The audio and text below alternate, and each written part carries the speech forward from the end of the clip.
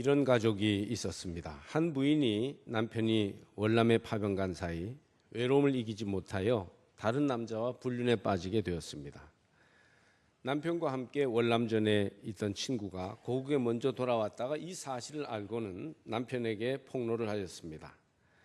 월남전에서 돌아온 남편은 무섭도록 냉정한 성격의 남자라 이 문제를 자신만의 독특한 방법으로 처리하기로 결심하였습니다. 그는 아무 일도 없었던 것처럼 평소같이 회사에 출근하고 집에도 정확히 퇴근했습니다. 가정과 자녀에 대한 경제적인 책임과 아버지로서의 역할을 아주 성실하게 했습니다. 겉으로 볼 때는 아무 일도 없었던 것처럼 이렇게 가정을 꾸려나갔던 것이죠. 다만 집안에서는 아내와 절대로 대화를 하지 않고 마치 아내가 없는 것처럼 무시하며 한 집안에서 생활을 했습니다. 겉으로는 부부였지만 전혀 사랑이 없는 남남과 같이 대하였던 것입니다. 그러자 아내는 마음과 몸이 병들어서 결국은 죽을 것만 같이 되었습니다. 도저히 이 상태로는 살 수 없겠다 하여 이혼하는 것이 나을 것 같아 교회로 찾아가서 목사님께 상담을 하게 되었던 것입니다. 모든 것이 다 있어도 사랑이 없으면 사람은 살 수가 없습니다.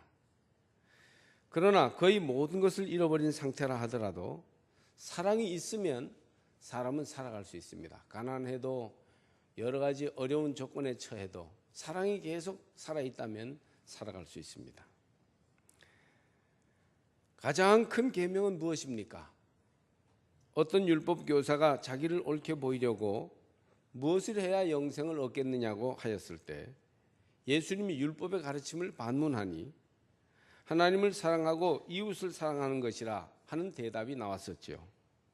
하나님 사랑이 믿음의 출발이고 이웃 사랑이 믿음의 나중입니다. 하나님을 사랑하는 사람은 그 사랑 안에 거하여 구원의 은혜를 누리게 되고 구원받은 사람은 하나님을 사랑하는 가운데 이웃까지 사랑하게 되는 것입니다. 이 하나님 사랑과 이웃 사랑이 계명의 가장 으뜸가는 절대 포기해서는 안 되는 그런 신앙인의 계명이라고 말씀하십니다. 여러분은 하나님을 사랑하십니까? 예, 아주 힘있게 아멘 하시기를 바랍니다. 하나님을 다 사랑하는 우리 삼척제일교회 성도일 줄로 믿습니다. 하나님 사랑으로 그 은혜와 복을 넉넉히 누리시기를 바랍니다. 그러나 하나님을 사랑하면서도 이웃을 사랑하지 않거나 이웃을 사랑하지만 잘못 사랑하기 때문에 결과적으로 사랑하지 않는 것과 같은 이런 사람들이 상당히 많습니다. 오늘 본문은 형제 사랑은 말과 혀로만 하지 말고 행함과 진실함으로 해야 한다고 가르쳐 줍니다. 그때나 지금이나 말로는 사랑하지만 행함과 진실함이 너무 부족했구나 하는 것을 저도 느끼고 아마 우리가 이 말씀 앞에서 그런 것을 느끼게 될 것입니다. 에리 프롬의 사랑의 기술에 보면 사랑하겠다는 마음과 생각이 있다고 사랑이 되는 것이 아니고 실천할 수 있는 훈련이 되어서 그 어떤 사랑이 하나의 어떤 생활이 될 수 있어야 한다는 것입니다. 우리가 마음처럼 사랑을 실천하지 못하는 것은 사랑할 수 있는 인격의 훈련과 프로그램과 사랑할 수 있는 바탕이 되어 있지 않기 때문입니다. 박근혜 정부가 요즘 경제를 발전시켜야 한다고 애를 씁니다. 그런데 경제 발전이 마음만 가지고는 안 됩니다. 경제 발전을 위한 바탕, 기본적인 구조를 만들어 놓아야 합니다. 소위 경제 발전 인프라가 없이는 계획만 한다고 경제가 발전하지 않는 것입니다. 이처럼 우리가 사랑하며 살겠다고 설교를 듣고 감동해서 결심하고 나간다고 사랑이 되는 게 아니죠. 사랑하겠다는 마음과 계획은 있으나 사랑할 인격, 사랑할 관계, 사랑이 가능한 생활의 바탕이 전혀 없으면 사랑이 안 이루어지는 거예요. 그러므로 이런 부분의 근본적인 사랑의 관계에 대해서 우리가 좀 생각해 봐야 될 것이라고 믿습니다. 우리 모두는 예수를 믿고 거듭나서 새 사람이 되었습니다. 그러니 새 사람답게 살아야 할 것입니다. 예수 믿는 새 사람의 가장 큰 특징 중에 하나가 바로 사랑하며 사는 것이에요. 사랑을 바르게 잘 할 수 있는 것이 거듭난 사람의 참된 모습입니다.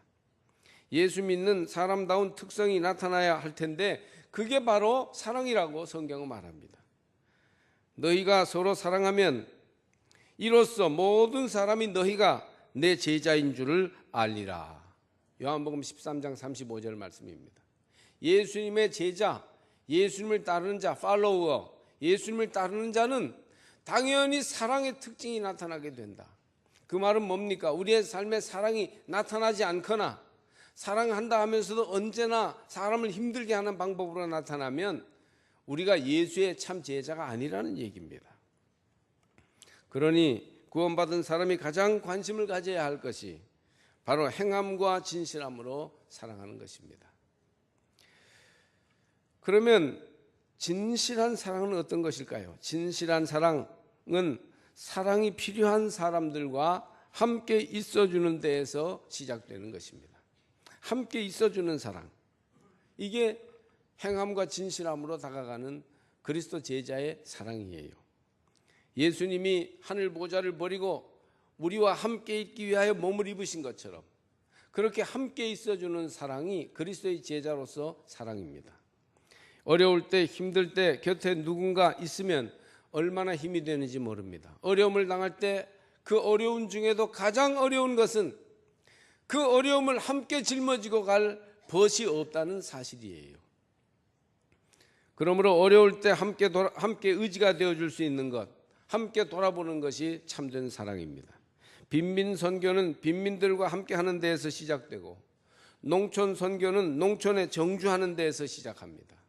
우리가 무엇인가 사역을 하기 위해서는 그 자리에 머물러 있음으로 해서 사랑이 이루어지게 되는 것이에요. 어떤 목사님이 전도사 시절에 청계천 빈민가에서 선교를 했는데 오래전 얘기죠. 처음에는 열정적으로 집집마다 다니면서 무엇을 도와드릴까요? 막 다니면서 얘기했습니다. 그랬더니요, 한 집, 두 집 가장 아쉬운 돈을 꾸러 오더라는 겁니다. 처음에는 그것도 도와주는 것이다 해서 어떻게든 다른 사람들을 의지해서라도 했는데 나중에는 감당할 수가 없었습니다. 그래서 교회에 무슨 돈이 있다고 이렇게 사람마다 돈을 꾸러 오십니까? 했더니 오히려 놀라면서 뭘 도와드릴까 물을 때는 언제고 이제 와서 오리발을 내미시오. 우리가 없는 것이 돈인데 돈 달라는 것도 아니고 좀 구워달라는 것인데 뭘 그러시오? 이렇게 얘기하더라는 겁니다. 교회에서 도와준다는 것은 은행에서 돕듯이 그렇게 도울 수는 없는 것이기 때문에 다른 차원이었는데 사람들은요 당장 아쉽고 어려운 것이 돈이니까 도움을 돈으로 이해했던 것입니다. 돈을 처음에는 구워주었는데 그 결과 돈 잃고 사람 잃었습니다. 그래서 전도사님이 안 되겠다, 그냥 가만히 있어야 되겠다. 그래서 그 동네에서 그냥 가만히 같이 살았어요. 그랬더니 차츰 그 사람들의 입장과 살아가는 모습이 이해되고 이해가 되니 대화가 되며 대화 속에서 서로 돌보고 사랑할 수 있게 되었더라는 겁니다. 한 번은 50대의 남자가 와서 잠시 할 이야기가 있다고 해서 정말 잠깐 얘기할 줄 알고 서재로 모셨더니 이분이 옛날 일제시대 때부터 시작해서 해방, 자유당 시절, 6.25까지 얘기가 계속되는데 저것이 언제 4.19 지나고 5.16 지나고 이렇게 될까 아주 갑갑증이 들어서 견딜 수 없었습니다. 중간에 끊으려고 해도 도무지 얼마나 열심히 침을 튀기면서 얘기를 하는지 끊을 자리가 없었답니다. 그래서 결국은 현대사까지 박정희 대통령 때까지 내려오다 보니까 5시간 20분 동안 얘기를 들어주었답니다. 오늘은 간단하게나마 이거로 마치겠습니다 라고 하기에 이거 큰일 났구나, 나중에는 10시간도 더 되겠구나 하면서 그분을 보냈는데 다음 날 동네 사람들이 도대체 전도사님 그 아저씨한테 뭘 그렇게 잘해주었냐고 묻더랍니다. 왜 그러냐고 했더니 그 양반이 동네를 다니면서 그 전도사 크게 될 사람이요, 그 사람 보통 인물이 아니야, 그렇게 막 하더라는 겁니다. 암만 생각해도 오래도록 가만히 앉아서 들어주었을 뿐인데 가만히 생각해보니까 그동안은 그 사람에게 맺힌 얘기를 끝까지 들어주는 사람이 없었더라는 겁니다. 사랑은 가만히 들어주는 것, 머물러 함께 하는 것입니다. 여러분, 그런 사랑이 가정 안에서 생활 속에서 이루어지기를 바랍니다. 둘째로, 사랑은 여러 가지가 있지만 특별히 오늘 강조드리고 싶은 것은 스스로 설 수 있게 도와주는 것입니다. 사람들이 잘못 알고 있는 것 중에 하나가 무언가를 자꾸 주면 그게 사랑을 하는 것이라고 아는 것입니다. 할아버지가 손자를 자꾸 주면 그게 사랑인 줄 아는데 잘못하면요, 애를 버리게 됩니다. 자꾸 주어버릇하면 점점 받기만 좋아하고 의존적이 되고 거지 근성이 길러져서 나중에는요, 원망하게 됩니다. 그 사람이 무엇을 할 수 있는지를 살펴서 작은 일이라도 힘을 내서 하게 함으로 스스로 설 수 있게 도와주는 것, 이게 사랑의 중요한 측면이에요. 가난하다, 못한다는 부정적인 생각을 바꾸어서 나도 할 수 있다, 나도 가진 것이 있다, 이렇게 긍정적인 생각을 가지면서 활동하고 스스로 설 수 있게 해야 된다는 것입니다. 자꾸 의지하게 하기보다는 어느 정도만 되면 스스로 서서 남을 도울 수 있도록 하는 것이 참 사랑이에요. 전전에 있던 교회에 청년 회장까지 지낸 분이 동네 이장으로 있으면서 교회를 전혀 나오지 않습니다. 그래서 옛날에 젊을 때 청년 회장까지 열심히 교회 나오던 분이 왜 교회조차 나오지 않는 것일까? 들어보니까 그 나이 또래의 동네 토박이들이 거의 다 몇십 년 전에는 교회 열심히 나오던 사람이었습니다. 그때 우리나라에 6.25가 터져서 구호물자가 많이 들어왔는데 교회를 통하여 그 구호물자를 나누어 주었습니다. 그때 교회가 북적북적 되었어요. 그래서 그때 구호물자 받으러 오던 교인들을 구호물자 교인이라고 부릅니다. 또 그 교회는 이화여대에서 그 교회와 자매결연처럼 돼가지고 교회를 돌보면서 많은 물자와 도움이 왔습니다. 그런데 그때 교회에서 열심을 내었던 사람 치고 훗날까지 바른 신앙생활을 하는 사람이 별로 없었습니다.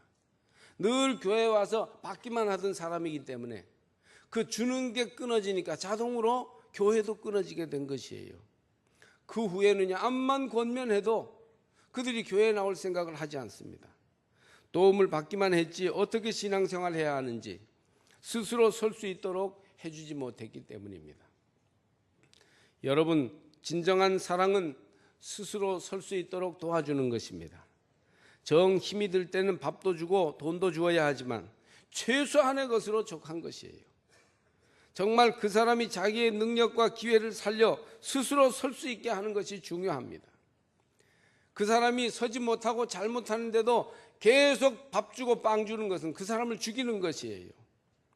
때로는 사랑하기 때문에 야단도 쳐야 하고 매몰차게 거절도 해야 합니다. 조금 크면 봉사도 하고 남을 돕게도 해야 됩니다. 계속 도와만 주어서 무능자, 만성적인 의존자가 되게 하는 것은 그 사람을 망치는 것이지 사랑하는 것이 아니에요. 교회에서도 교회 학교에서 아이들을 자꾸 주기만 하면 안 돼요. 아이들이 주님을 위해서 드릴 줄 알도록 가르치는 것이 사랑입니다. 대부분 큰 교회가 진실한 믿음의 도리를 바르게 가르쳐주지 않고 예산을 들여 아이들을 먹이고 선물 주면서 대충 교회 학교를 유지하려는 경향이 있는데 이것이 큰 폐단이 됩니다. 교사들이 뼈심을 들여서 아이들을 바르게 세워야 하는데 그럴 생각은 하지 않고 빵이나 간식을 줌으로써 선물을 줌으로써 적당히 떼어보려고 하는 마음이 혹시라도 있다면 이것은 큰 잘못이에요. 오래지 않아 거기에서 자란 청년들이 문제를 일으키고 교회를 배반하고 떠나게 되는 아픈 결과를 가져오게 됩니다. 말씀과 진실한 사랑으로 가르쳐야 해요. 예수 그리스도께서 고난의 십자가를 지고 우리를 위해서 희생하신 것과 같은 그 사랑으로 아이들을 길러내야 합니다. 예수 그리스도의 진실한 십자가 사랑이 아니고는 참된 신앙교육이 될 수 없습니다. 제가 젊은 시절에 목회하던 교회에 초등부 어린이들이 나오지 않아서 제가 갔을 때 주일학교가 쉬고 있었어요. 주일날 아침 교회학교 여는 시간이었는데 아무도 안 와서 왜 그러냐니까 우리 교회학교 요즘 쉬고 있습니다. 그렇게 얘기하는 거예요. 그 초등부에는 초등학교 선생님이 한 분, 중학교 선생님 한 분, 집사님 두 분이 이렇게 쟁쟁한 실력자가 베테랑 교사가 있었는데도 동네 아이들이 나오지 않았고 심지어 권사님, 집사님 댁의 아이들도 나오지 않는 거예요. 너무 이상해서 아이들을 몇 명 만나 얘기를 들어보니까 오래된 그 교회 아이들이 교회 학교를 습관적으로 나오면서 교회에서 주는 선물과 간식에만 관심을 가지고 너무 내용 없이 버릇 없이 신앙생활을 했던 거예요. 선생님 한 분이 이래서는 안 되겠다 해서 아이들에게 주던 예산을 잠깐 정지하고 아이들을 제대로 가르치려고 그들의 잘못된 것을 꾸짖고 훈계했더니 아이들이 모여서 데모를 한 거예요. 이제 간식도 안 주고 선물도 안 주며 야단만 치는 교회 학교는 우리 나가지 말자. 나가는 애들 가만 안 둘 거다. 그래서 지들끼리 결정을 해가지고 서로 나가지 않도록 한 거예요. 나가자고 그래도 지금 나갈까 말까 하는 애들인데 나가지 말자고 결정을 하니까요. 얼씨구나 잘 됐다 하고 애들이요 교회를 안 나오는 거예요. 여러분 어떻게 생각하십니까? 교회 학교 교육은 간식이나 선물 가지고 아이들 나오게 유인하려 하지 말고 신앙 안에 스스로 서도록 도와주어야 합니다. 스스로 서도록 도와주는 참사랑, 참교육이 우리 교사들의 마음속에서부터 힘있게 새롭게 우러나오시기를 바랍니다. 한 명이라도 참사랑으로 스스로 설 수 있게 바르게 키울 때 머지않아 교회 학교가 바르게 크게 부흥할 것이고 그리스도의 참 제자들이 길러지게 될 줄로 믿습니다. 셋째로 사랑은 복음으로 변화시키는 것입니다. 최고의 사랑은 예수를 전해주어 구원받게 하는 것이에요. 새 사람 되게 하는 것이 이것보다 더 좋은 사랑은 없습니다. 예수님이 광야에 배고픈 사람들에게 보리떡 5개와 물고기 2마리를 이제 배부르게 하고 그리고 12광줄이나 남게 하신 것은 먹이는 데 목적이 있는 것이 아니라 먹임으로 진리를 알게 하려는 데 목적이 있는 것이었습니다. 육신의 떡보다 귀한 것은 생명의 복음떡입니다. 그래서 그들이 보리떡 5개와 물고기 2마리로 먹고 배불러 예수를 구주로 알아보고 참된 하나님의 사람들로 서게 하려는 데 목적이 있던 것이죠. 모든 교회의 사역과 그리스도인의 사랑은 바로 여기에 초점이 있어야 할 줄로 믿습니다. 미국의 한인교회들이 미국에 처음 정착하는 교민들이 너무 어려우니까 모든 어려운 일을 돌봐주었어요. 이사하는 과정에서 집 알아보는 거, 차 사는 거, 아이들 학교 문제 이런 모든 과정에서 일어나기 쉬운 법적인 문제 등등 이런 것들을 다 목사님들이 중심이 돼서 도와주었어요. 미국 사회에서 살기 위한 기본적인 일들을 이사하는 데에서부터 다 도와주다 보니까 자연히 우리 한국에 있을 때 교회 안 나가던 사람들, 심지어 절에 나가던 사람들도 그곳에 가서 그냥 같이 어울려서 교회를 나오게 됐던 겁니다. 이렇게 심부름을 해주면서 교인들을 늘려가는 목회를 에런드 미니스트리, 심부름 목회라고 했습니다. 그런데 이 심부름 목회를 한 교회가 나중에는 다 갈라지고 목사님 내쫓고 상처받고 힘들게 하는 것입니다. 왜냐하면 사람에게는 복음이 들어가서 이 십자가의 복음이 변화를 시켜야 되는데 그러지 않고 자기를 돌보아준 거에 감사해서 거기에 그래도 미안하기도 하고 고맙기도 하니까 교회를 나가주는 이런 상태로는 그 사람이 진정으로 변화될 수 없기 때문입니다. 인간적인 친절과 돌봄은 복음을 위한 준비 단계이지 그것 자체가 목회일 수는 없어요. 그래서 결국 이 심부름 목회는 지금 교민교회에 상당히 큰 폐단으로 남게 되었던 것입니다. 신방하고 돌봐주고 도와주는 사랑도 좋지만 결정적으로 복음을 넣어주는 사랑이 참사랑입니다. 복음으로 변화시켜 바로 예배드리는 사람으로 세워주는 것만이 사람을 살리는 진짜 사랑이에요. 참된 예배자로 서게 할 때 그의 삶을 들여 하나님을 영화롭게 하는 사람이 되게 할 때 우리는 사랑을 온전히 이루었다고 말할 수 있습니다. 아모스도 일찍이 사람들의 영적 갈급함을 이렇게 말했어요. 주 여호와께서 가라사대 보라 날이 이를지라 내가 기근을 땅에 보내리니 양식이 없어 주림이 아니며 물이 없어 가람이 아니요 여호와의 말씀을 듣지 못한 기갈이라. 여호와의 말씀을 듣지 못해서 목마르고 배고프니 말씀을 들려주어야 한다. 말씀을 넣어주어야 한다. 그런 선지자의 말씀입니다.